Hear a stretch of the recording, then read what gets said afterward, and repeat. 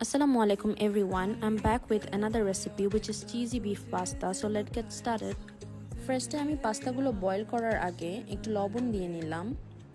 এবার আমি half packet pasta দিয়ে নিলাম। চপড অনিয়ন্স আর স্লাইস করা গরুর মাংসগুলোকে দিয়ে সটে করতে থাকলাম। গরুর মাংস থেকে পানি বের হয়ে গেলে এবার পরিমাণ মতো লবণ, সয়া সস আর গোলমরিচের গুঁড়া দিয়ে আবারও ভালোভাবে স্টার করে নিলাম।